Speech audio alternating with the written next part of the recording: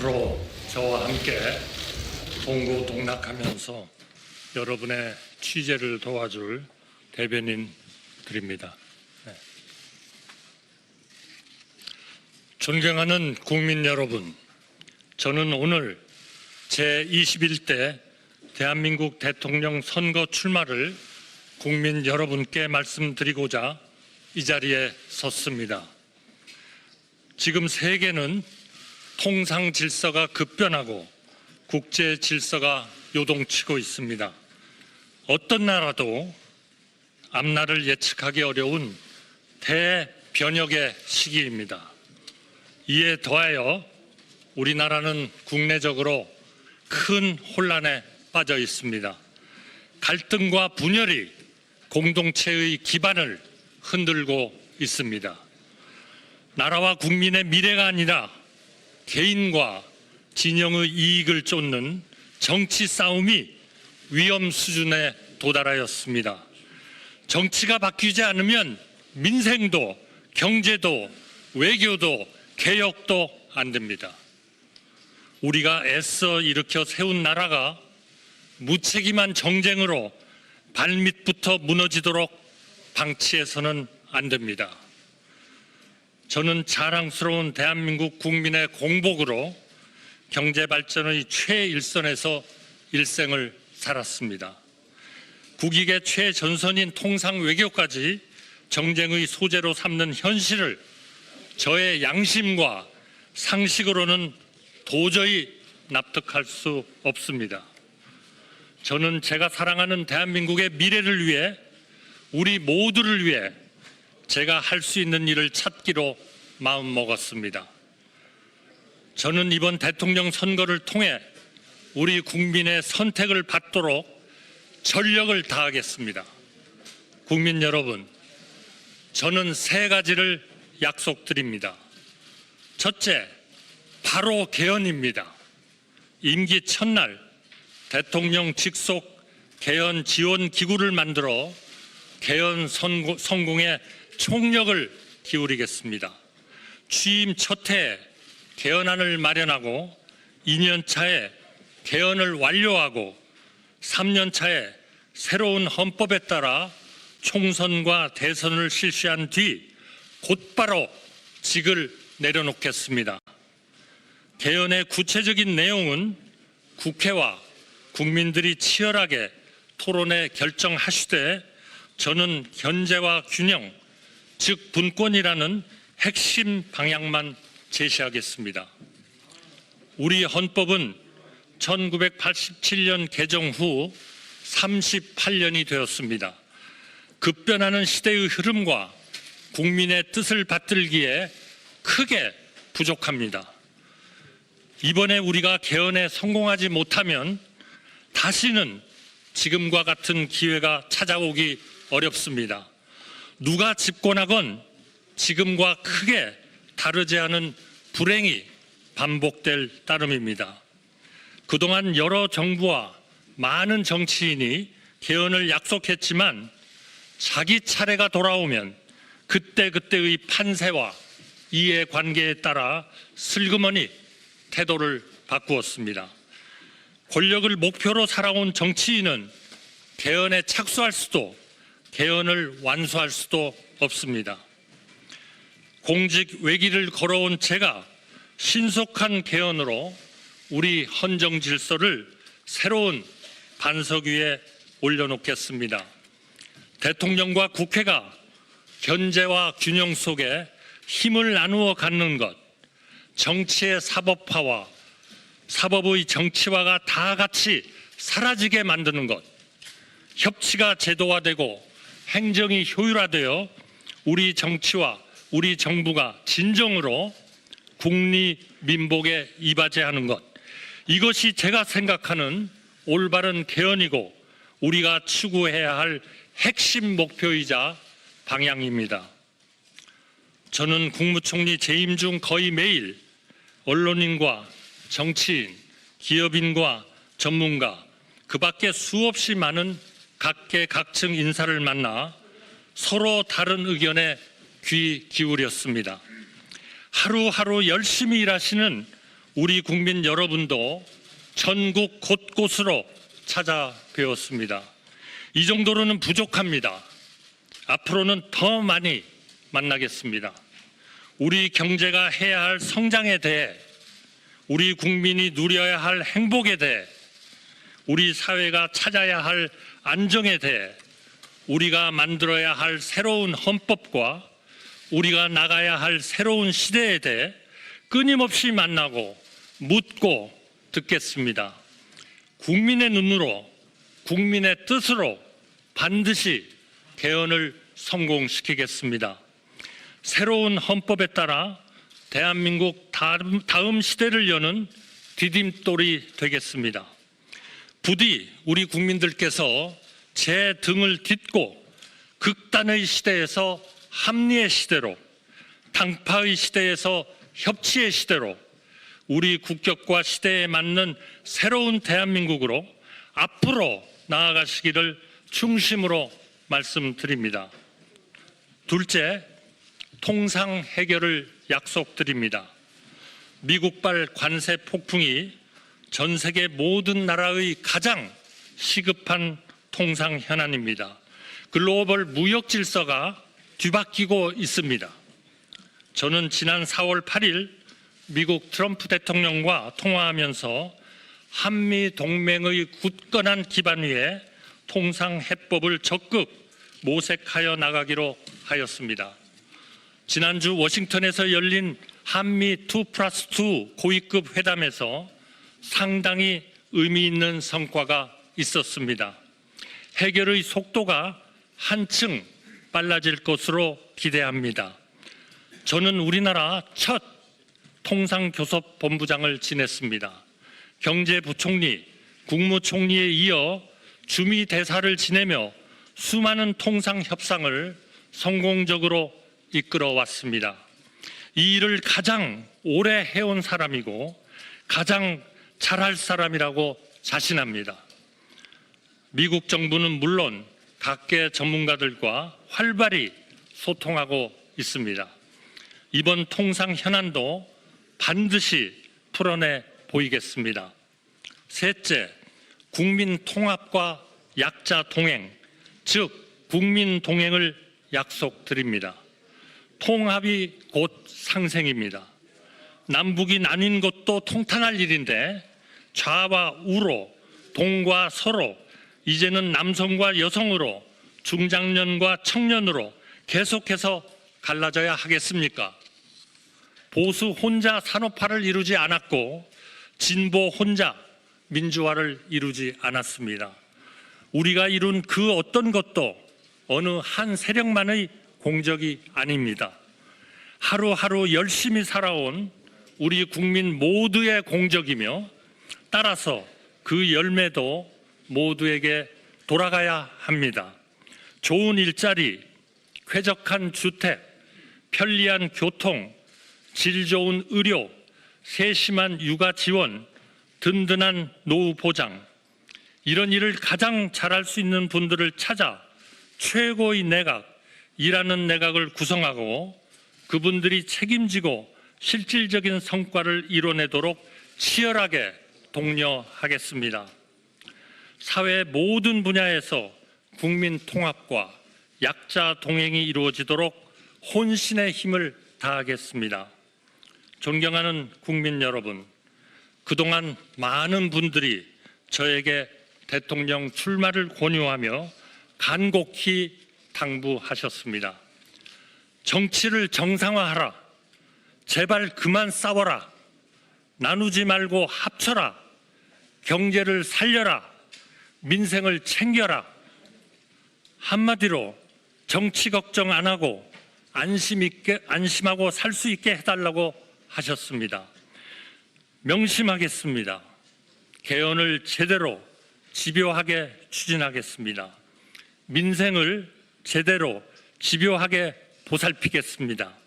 통상협상 저에게 맡겨 주십시오. 하나를 해도 똑바로 하겠습니다.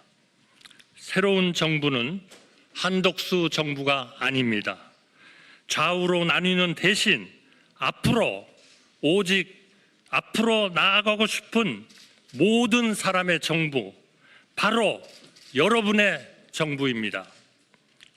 저는 이길 수 있는 경제 대통령이고 좌나 우가 아니라 앞으로 나아갈 사람이며 약속을 지킨 뒤 즉시 물러날 사람입니다.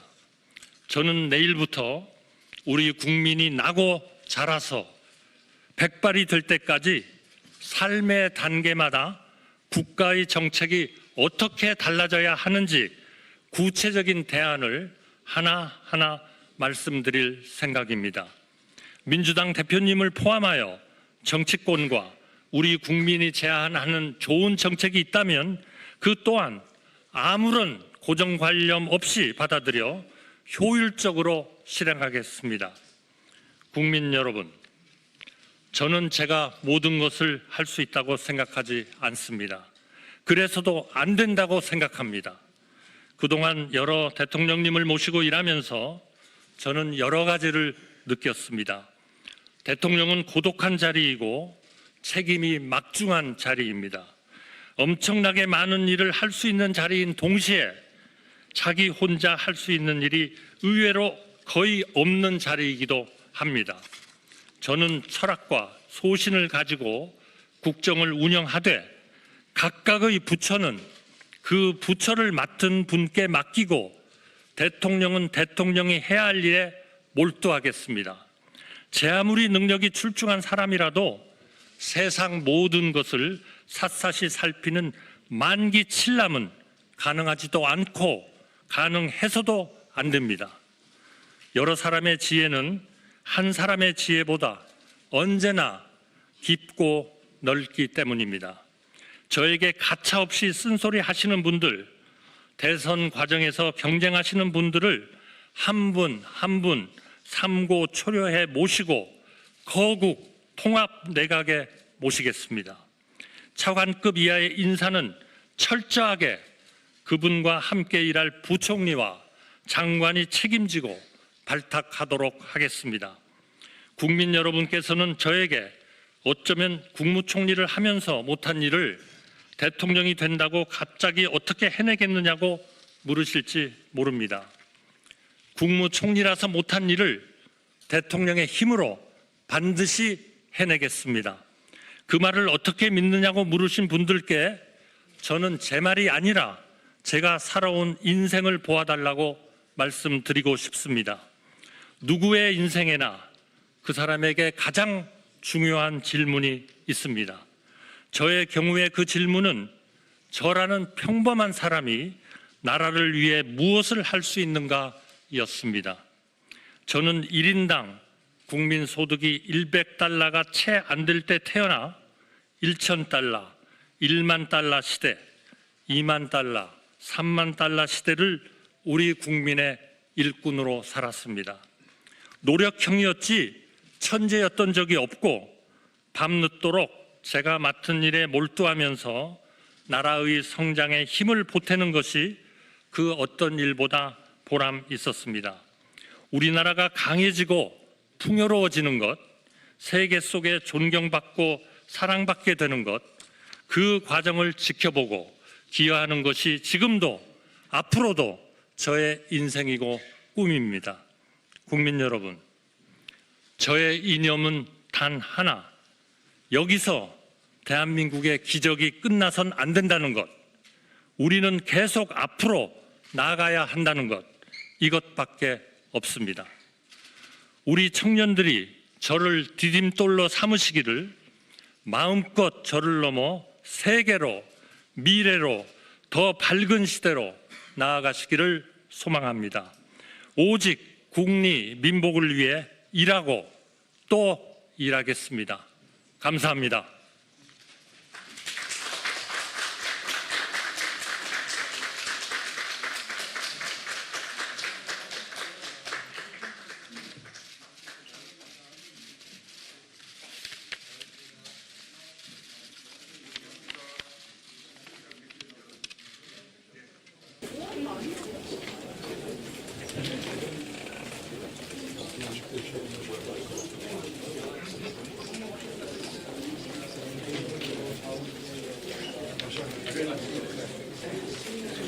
앞으로 저와 함께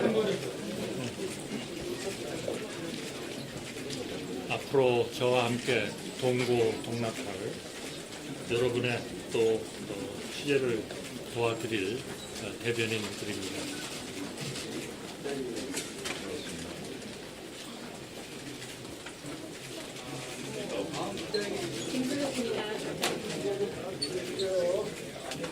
안녕하세요. 김경입니다.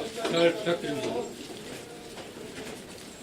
그러면 저희가 백부를 진행하겠습니다. 제가 늘 그렇듯 소속사와 성명을 좀 말씀해 주시고요. 질문을 하면 답변을 드리고 한 분이 질문을 하나씩 하는 거로 저희가 원칙을 정했습니다. 예. 무엇보다 대연을 가장 앞세우셨는데 지금 이 시대에 왜 다른 것보다 대연이 가장 중요하다고 느끼는지 저는 정치를 50년 정도 정부에서 근무를 하면서 정치가 어때야 국가가 발전하는가, 우리의 국정이 어떤 정치 체제여야 안정되는가 하는 것을 쭉 지켜보아온 사람 중에 하나입니다. 또 정치가 어떠했을 때 가장 우리나라가 편안하고 또 발전하고 지속 가능한 성장을 이루고 국민 민복이 이루어지는 것을 쭉 봐왔습니다. 그러나 최근에 여러 가지 우리 국민들이 어려운 일도 겪으시고 또 충격도 받으시고 하는 일들이 있었습니다. 국제적으로 보면 국제 질서가 완전히 재편되고 있습니다. 관세 전쟁이 일어나고 있습니다. 이제 과거의 그러한 산업 구조, 우리 국내적인 구조를 가지고는 더 이상 지탱하기 어렵습니다. 국내적으로 보면은 정말 자기의 이익만 쫓고 또 편파적인 그러한 법률과 헌법의 활용이라고 할까요? 이런 문제들 때문에 우리 국가의 기본이, 공동체의 기본이 흔들리고 있다, 이렇게 생각합니다. 많은 분들이 많은 말씀을 하고 계십니다만 우리가 국내적인 이러한 안정, 그리고 통합, 조화, 협치 이런 거를 이루지 못하면 우리나라의 미래는 없다. 저는 그러한 문제에 대해서 확신하게 됐습니다. 그리고 이 문제는 현재의 헌법 체제를 가지고는 불가능하다, 이렇게 생각했습니다. 대통령과 국회가 충돌할 때 그것을 조정할 수 있는 기제가 거의 작동하지 않는다. 물론 자주 만나고 정기적으로 만나고 대화하고 하면 조금 나아질 겁니다. 저는 그렇게 해왔습니다. 그러나 그 성과는 별로 없었다. 왜냐하면 제도적으로 근본적인 결점을 가진 우리의 헌법 체제가 됐다 하는 그런 말씀 드리고요. 그렇다면 우리가 대외적으로 존경받고 사랑받는 나라, 국내적으로 국리 민복에 기여할 수 있는 그러한 나라가 되려면 이제는 개헌이라는 그야말로 서로 자기의 이익을 위해서 싸우는 것이 아니고 또 자기의 편의를 위해서 탄핵을 하는 게 아니고 또 자기의 추구하는 바를 위해서 국무위원들을 직무정지시키는 게 아니고 수사검사를 직무정지시키는 게 아니고 그야말로 이러한 행정부와 대통령과 그리고 입법부가 충돌하지 않고 협치할 수 있는 이러한 우리의 근본적인 체제를 갖추지 않으면 우리나라의 미래는 없고 희망은 없고 우리의 젊은 세대에 대한 하나의 광명스러운 미래는 저는 없다는 결론에 도달했습니다. 그렇기 때문에 저희 최우선순위는 우리의 경제를 위해서도 개혁을 위해서도 민생을 위해서도 사회를 위해서도 전반적인 이러한 핵심적인 그러한 개헌이 필요하다, 이렇게 생각하고 이제까지 여러분들이 그러한 개헌을 위해서 노력을 하고 계시고 또 국회의장님마다 그런 노력을 하셨습니다. 또 최근에는 헌정회가 이러한 문제를 정대철 위원장님의 리더십 하에 상당한 진전을 이루고 있습니다. 제가 대통령이 되면 대통령실에 바로 이러한 헌법 개정 지원 기구를 세워서 이분들의 노력을 적극적으로 뒷받침을 해서 3년 안에 개헌을 마치고 그리고 3년 뒤에 국회의원 선거와 그리고 대통령 선거가 같이 이루어지도록 그렇게 해야 되겠습니다. 이제까지 많은 정치인들이 이런 말씀을 하셨지만 아무도 시행하신 분은 없습니다. 왜냐하면 집권을 하면 생각이 달라지기 때문입니다. 저는 3년 이상을 하지 않겠습니다. 3년 안에 제가 말씀드리는 모든 것을 이룰 수 있다면 저는 그 안이라도 기꺼이 하야하고 우리의 새로운 세대가 우리나라를 좀 더 미래를 위해서 이끌어갈 수 있도록 그렇게 하겠습니다. 장님이 아니, 죄송한데요. 죄송합니다. 제 질문해 주십시오. 제가 지목한 부분에 대해서 소속사와 이름을 밝혀주신 다음에 하나의 질문만 해주십시오. MBN 이지일 기자입니다. 출마하시는데 일각에서는 탄핵당한 정부의 총리가 출마하는 게 부적절하다, 명분이 없다 이런 지적이 나오는데 이거에 대해서 어떻게 생각하시는지. 네, 탄핵을 초래한 이러한 그 탄핵에 의해서 초래된 우리 국민들의 충격과 그리고 정말 좌절과 어려움에 대해서 저도 여러 번 국회에서 죄송하다는 말씀을 드렸고 정말 송구스럽다는 말씀을 계속 반복했습니다. 그러나 이제는 세상이 달라지고 있습니다. 우리의 미래를 우리가 제대로 된 제도 개혁과 제대로 된 리더십에 의해서 고치지 않으면 우리에게 미래가 없습니다. 이제 그런 문제는 우리의 사법 절차와 또 이미 헌재가 여러 가지 중요한 결정을 했기 때문에 그러한 결정을 존중해 가면서 이제는 우리 미래를 위해서 정말 세계 속에서 성장하면서 존경받고 사랑받는 나라, 또 우리 젊은이들한테 미래를 담보해주는 나라, 우리 국민들의 국리 민복을 위한 나라를 위한 그러한 노력을 위해서 이제는 힘을 모아야 된다 이렇게 생각합니다. 가운데 또 사연의 전혜원 기자입니다. 국민이 비상계엄 선포에 반대했다고 하셨는데 정상적인 국무회의를 거치지 않은 개헌이라는 거 알고 계셨는데도 왜 공개적으로 이런 문제점을 바로 국민들에게 알리지 않으셨는지, 개헌 해제를 위해서 어떤 노력을 하셨는지. 그거는 이미 우리 헌법재판소에서 국회가 제기한 탄핵 소추에 대한 결론을 냈습니다. 저는 그 문제에 대해서는 말하자면 문제가 없다 이런 결론을 헌재가 냈고요.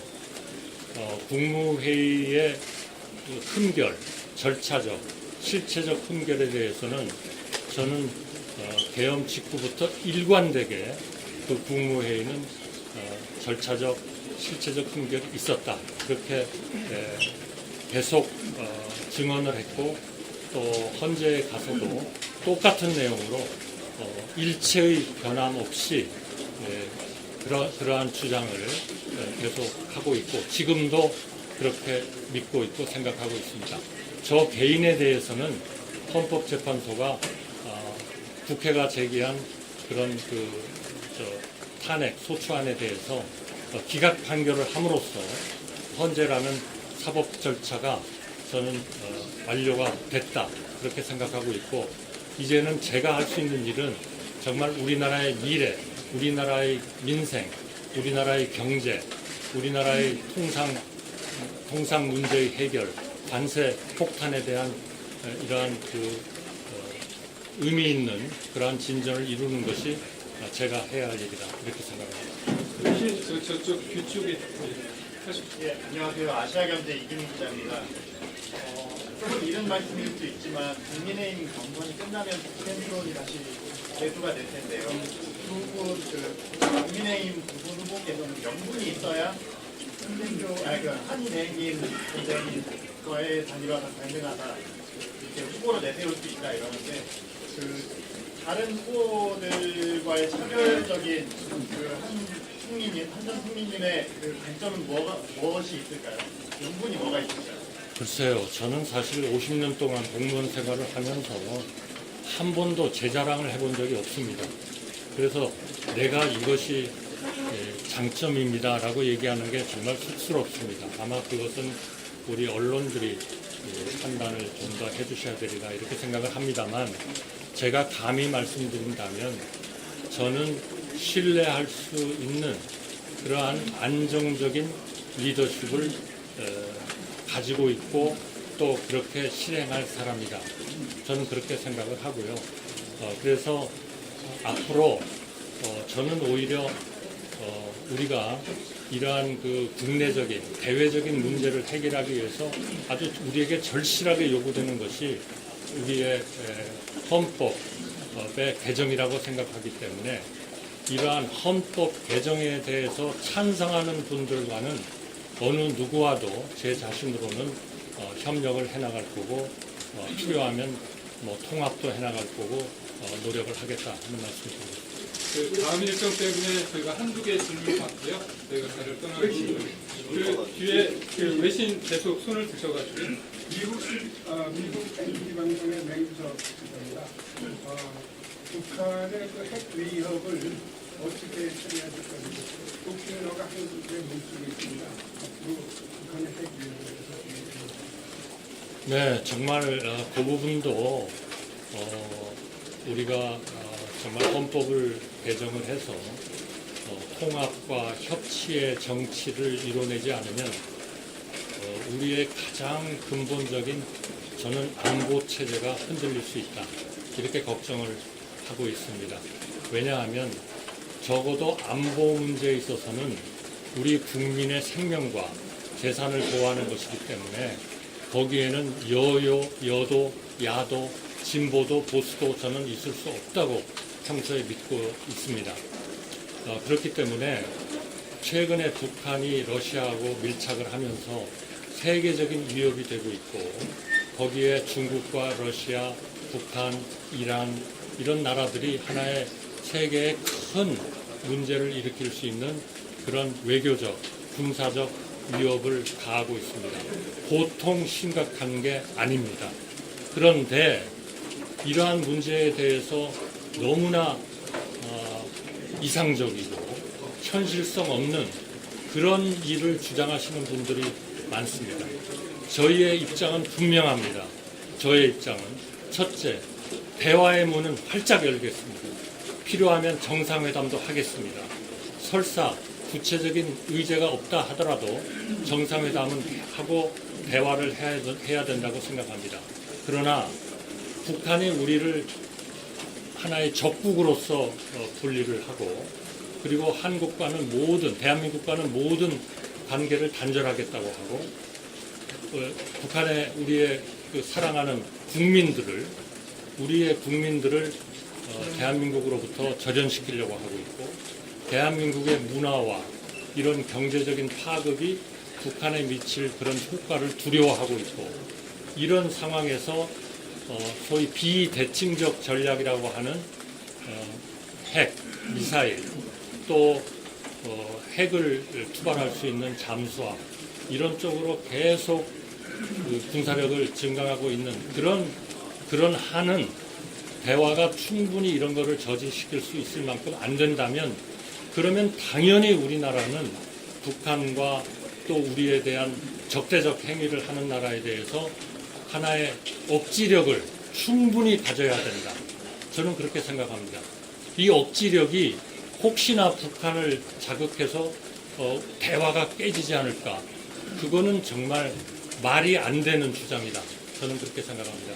그래서 첫째는 대화, 둘째는 우리가 북한이 그러한 우리에게 도발을 하고 말도 안 되는 정책을 하는 우리는 한미 동맹을 기반으로 또 한미일 간의 군사 협력을 통해서 또 삼국 간의 경제적 첨단 기술의 이러한 협력을 통해서 왜냐하면 최근에 반도체나 AI 같은 것은 이미 하나의 안보적 그러한 측면을 많이 갖추게 됐습니다.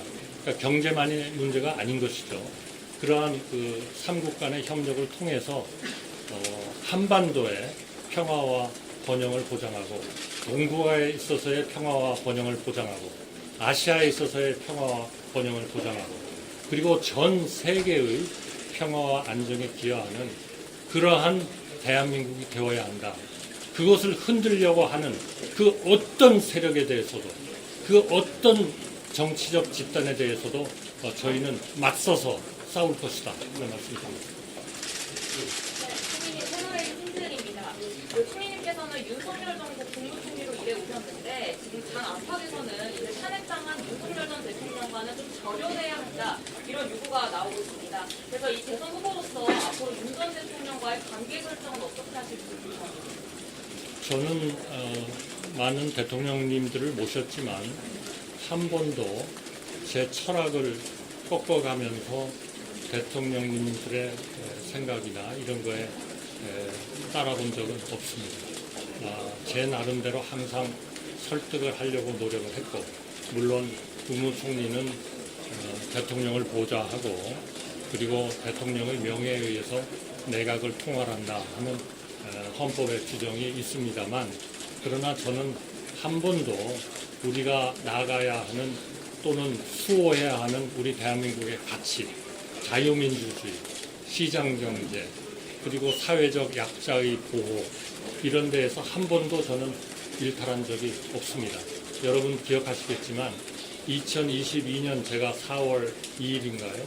총리로서 지명이 될 때에도 인사말을 통해서 우리나라가 해야 할 것은 결국 그 국익 외교 그리고 자강 국방 그리고 재정의 건전성의 확보, 국제수지 흑자의 유지 그리고 생산성 높은 국가 경제체제의 유지 그러면서 경제학에서 이야기하는 총 요소 생산성이 높여지지 않고서는 우리나라의 지속 가능한 성장은 안 된다.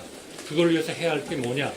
우리나라가 정말 협치를 해야 되고 정치 세력 간의 싸움만 해서는 안 되고 그리고 소득 분배, 자산의 분배도 개선을 해야 되고 투명해야 되고 그리고 부패가 없어야 되고 하는 그러한 내용을 말씀한 바가 있고 그러나 이것은 어떻게 보면 상당히 거시적인 문제로 국가가 우선 걱정을 해야 되는 것이고 우리 국민의 마이크로적인 그러한 마이크로적인 행복을 위해서는 지금 이야기한 그런 것들은 국가가 많은 신경을 쓰지만 그거는 매일매일 우리 국민들의 생활에 중요한 사항은 아닙니다. 그래서 제가 제기한 거는 첫째로 좋은 일자리의 창출, 주택 수요의 충족, 교육의 개선, 그리고 의료, 그리고 우리 국민들을 위해서 아주 부자로는 살지 못할지 모르지만 은퇴했을 때 적절한 연금 제도를 통해서 우리가 그분들을 사회적으로 뒷받침해야 된다는 연금 제도의 개혁. 그래서 그동안에 우리가 노동개혁, 교육개혁은 우리가 성장을 더 하기 위한 하나의 그러한 항목으로서 또 연금개혁은 우리 국민들이 은퇴했을 때 좀 더 인간다운 생활을 할 수 있는 그런 재정적 뒷받침을 지원해주는 하나의 도구로서 우리가 어렵지만 개혁을 해야 된다 이렇게 생각을 했고 앞으로도 그러한 노동 문제, 교육 문제, 그리고 연금 문제, 의료 문제 이런 데에 대해서 많은 개혁을 해야 됩니다. 그러나 여러분들이 너무 잘 알다시피 그 모든 것이 정치적 협치, 정치적 타협, 미래를 보는 정치 체제를 갖추지 않고서는 그거는 완전히 연목구어다 라는 말씀을 제가 여러 번 국회에서도 강조한 바가 있습니다. 많이 질문 한두 개 더. 알겠습니다. 그러면 TV 여기 TV조선 개최리입니다. 어제 이제 대통령 권한대행으로서 마지막 업무가 최상목 국회에 대한 확보 처리가 됐는데요. 그럼으로써 이제 국무회의 개인 논란이나 사퇴 기자회견을 한 이후에 사투를 수리하는 게 맞는지 이런 논란이 있는데 그런 것에 대한 입장 어제 저는 정말 실망했습니다. 우리나라의 정치 수준이 정말 이 정도인가. 제가 이러한 우리나라의 미래를 위해서, 경제를 위해서, 또 통상의 회복을 위해서, 정말 우리 대원을 위해서 이런 쪽에 고민을 하고 있다는 것은 상당한 시간 동안 아마 언론에도 보도되고 했습니다. 그래서 어제 제가 그 발표를 했는데 저는 어떤 이유인지 이해를 못하겠습니다.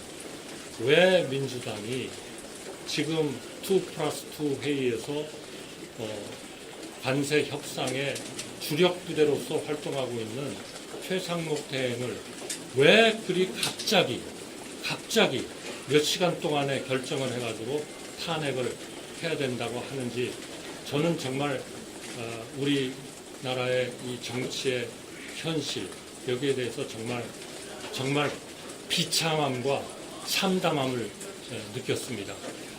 만약 지금 최상목 대행이 그대로 탄핵이 된다면 적어도 3개월 정도는 또 직무정지가 됩니다.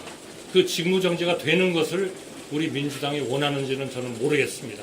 그러나 그거는 국가를 위한 일이 아니고 국민을 위한 일이 아니고 우리 국가의 안전성 그리고 이 대외적인 신뢰성을 확보하는 데 전혀 도움이 되지 않는 그런 저는 조치를 한 거다. 그래서 최상목 대행이 그냥 집에 가가지고 3개월 동안을 계속 기다리고 있어라. 그거는 아무 의미가 없는 일이다. 저는 그렇게 판단했습니다. 제 그 임기가 어제 사직서를 내고 어제 자정까지였습니다. 그래서 제가 최상목 대행의 사표를 수리했습니다.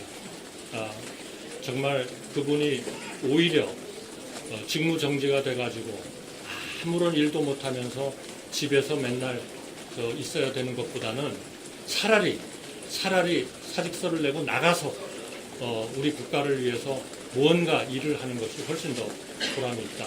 저는 그렇게 생각했습니다. 양해 말씀드리겠습니다. 다음 일정 때문에요. 오늘 첫 자리입니다. 앞으로도 이런 소통의 자리 많이 저희가 마련하겠습니다. 오늘은 여기에서 백부를 마치겠습니다. 뭐 여러분들 아시다시피 지금까지 총리를 하신 여러분들이 계셨지만 제가 지난 2년 11개월 동안에 50번 정도 되는 백브리핑을 했습니다. 대개 2주에 한 번씩 제가 정기적으로 했는데요.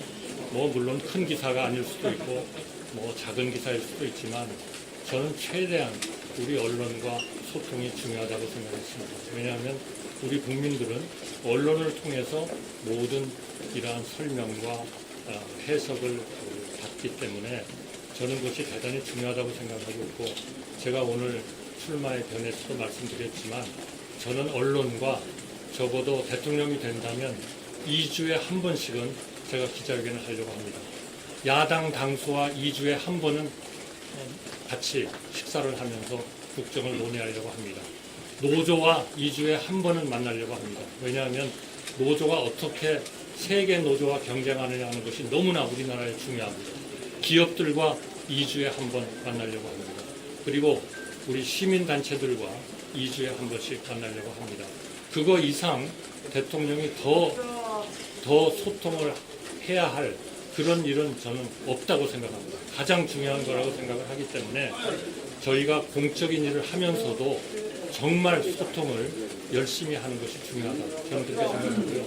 앞으로도 그러한 기회가 된다면 여러분과 더 정기적으로 만나는 그런 기회를 갖도록 하겠습니다. 감사합니다. 감사합니다.